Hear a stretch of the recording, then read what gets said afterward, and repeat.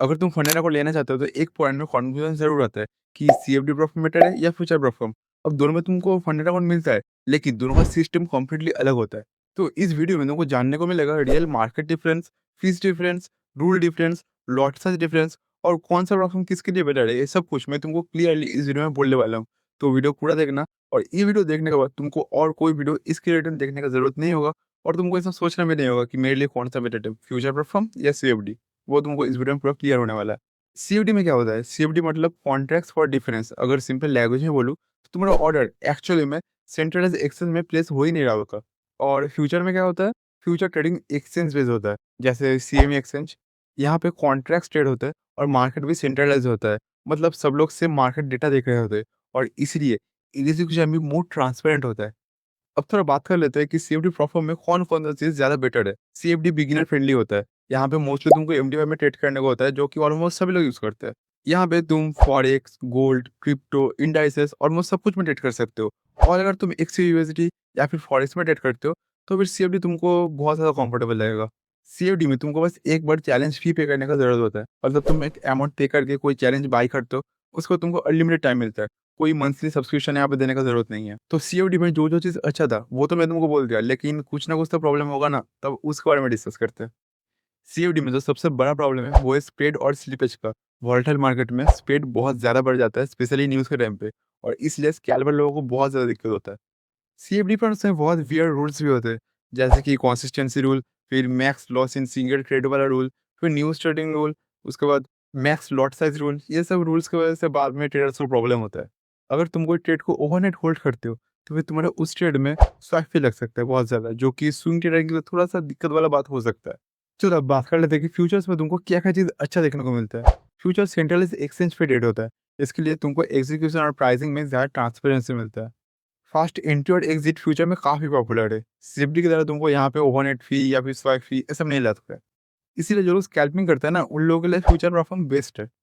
अब बात कर लेते हैं कि फ्यूचर्स प्लेटफॉर्म में तुमको क्या-क्या डिसएडवांटेज देखने को मिलता है। और यहाँ पे सबसे पहले आता है मंथली सब्सक्रिप्शन। हाँ, यहाँ पे एक मंथली सब्सक्रिप्शन होता है। मतलब तुम कोई अकाउंट परचेज़ किए और 1 महीने तुम उस अकाउंट को पास नहीं कर पाए, तो नेक्स्ट महीने जब तुम उसमें ट्रेड करोगे, तब ट्रेड करने से पहले तुमको एक फीस पे करना होगा, जो कि पहले से डिसाइडेड होगा। और जब तक तुम उस चैलेंज को पास नहीं कर पाओगे, तब तक मंथ बाय मंथ तुमको फीस पे करना होगा। नेक्स्ट है ट्रेलिंग ड्रॉडाउन।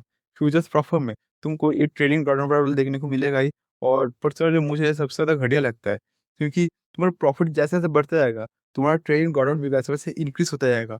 और अगर तुमको ये वाला रूल ठीक से समझ नहीं आता है, तो मैंने इस रूल के ऊपर एक डेडिकेटेड वीडियो बनाया हुआ है, जहाँ पे मैं तुमको 3 ड्रॉडाउन टाइप्स समझा है, एक्सप्लेन किया है।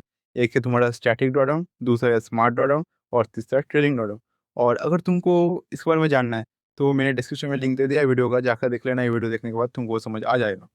और पर्सनली मुझे ये वाला रूल सबसे ज़्यादा घटिया लगता है, क्योंकि ये कभी तुम्हारा पीछे नहीं छोड़ता है। तुम्हारा प्रॉफ़िट भी बढ़ेगा और तुम्हारा लॉस भी धीरे-धीरे ऊपर उठता जाएगा, जो कि मुझे पर्सनली सबसे ज़्यादा फालतू लगता है। अब नेक्स्ट स्टेज फ्यूचर्स में तुमको कॉन्ट्रैक्ट समझना पड़ता है। मतलब यहाँ पे कोई लॉट साइज़ नहीं है, यहाँ पे कॉन्ट्रैक्ट है। जैसे कि सोचो कि तुम गोल्ड में लेते हो ना, 0.01, 0.02, 0.1 ऐसा लॉट लेते हो, लेकिन यहाँ पे लॉट नहीं है, यहाँ पे कॉन्ट्रैक्ट है। 1 मिनी कॉन्ट्रैक्ट, 1 माइक्रो कॉन्ट्रैक्ट, ये सब है। आसान नहीं है, अगर समझ जाओगे तो बहुत आसान लगेगा। और फ्यूचर्स में कॉन्ट्रैक्ट का टिक मूवमेंट समझना भी इम्पोर्टेंट है। तो कोई अगर सीएफडी से डायरेक्ट शिफ्ट हो रहा है फ्यूचर्स में, तो उसको नॉर्मल 1 हफ्ता प्रॉब्लम होगा ही, लेकिन धीरे-धीरे बूस्ट हो जाएगा। अब मैं तुमको फाइनल रिकमेंडेशन देता हूँ कि तुम्हारे लिए सीएफडी ज़्यादा बेस्ट है या फिर फ्यूचर ज़्यादा बेस्ट है। अगर तुम फॉरेक्स या फिर गोल्ड ट्रेड करते हो, अगर तुमको फ्लेक्सिबिलिटी ज़्यादा चाहिए, अगर एमटीएफ तुमको ज़्यादा पसंद है, या फिर तुम स्विंग ट्रेडर हो, या फिर तुमको वन टाइम फी पे करना ज़्यादा पसंद है, ना ही सब्सक्रिप्शन पे करना, तो फिर सीएफडी बेस्ट है तुम्हारे लिए। और फ्यूचर्स प्रॉब्लम बेटर है अगर तुम बहुत ज़्यादा डिसिप्लिन ट्रेडर हो, तुमको स्कैल्पिंग या फिर इंट्राडे पर ट्रेड करना है, तुमको क्लीन एग्जीक्यूशन चाहिए, या फिर स्प्रेड की वजह से तुमको एसएल लगाने में प्रॉब्लम होता है, या फिर कोई प्रोफेशनल इन्वायरमेंट चाहिए, तो फिर फ्यूचर ट्रेडिंग में तुम जा सकते हो। अब सीएफडी और फ्यूचर्स प्रॉप फर्म में जो भी इंपॉर्टेंट रूल था, वो मैं तुमको बोल दिया हूँ। और वीडियो के एंड में एज ए ब्रो मैं तुमसे बात करना चाहता हूँ। मतलब मैं पर्सनली जो मानता हूँ वो मैं तुमको बोलने वाला हूँ। देखो, कोई ज़रूरत नहीं फ्यूचर्स प्रॉप फर्म में जाने के लिए। तुम सीओडी में ट्रेड करो, मैं पर्सनली सीओडी में ट्रेड करता हूँ, गोल्ड को ट्रेड करता हूँ, और मैं स्विंग ट्रेडर हूँ। अब देखो, फ्यूचर में क्यों जाने के लिए मना कर रहा हूँ, क्योंकि तुम जब फ्यूचर में जाओगे, तो तुमको देख के लगेगा कि बहुत बड़ा अकाउंट मिल गया, लेकिन उसका जो मैक्स लॉस है ना, वो बहुत कम है। तुमको सीएफडी में कितना मैक्स 10% लॉस भी करने को मिलेगा, मतलब मैक्स लॉस तुम 10% भी कर सकते हो, लेकिन फ्यूचर में तुमको ऐसा नहीं मिलेगा, फ्यूचर में बहुत कम मिलता है। तो क्या ज़रूरत है मुझे मंथली सब्सक्रिप्शन पे करने का? इतना बड़ा अकाउंट लेके भी इतना कम लॉस मतलब मैं कर सकता हूँ, तो क्या फ़ायदा है? मैं सीएफडी में जाऊँगा ना, सिंपल तुम भी सीएफडी में जाओ।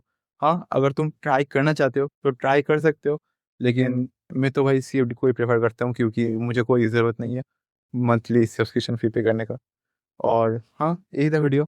और अगर तुमको ट्रेडिंग ड्रॉडाउन समझना है, तो फिर डिस्क्रिप्शन में वीडियो दे दिया हूँ, जाके चेक कर लेना। और भी अगर परफ़ॉर्म का रूल तुमको जानना है, तो उसके लिए मैं एक डेडिकेटेड प्लेलिस्ट बनाया हूँ।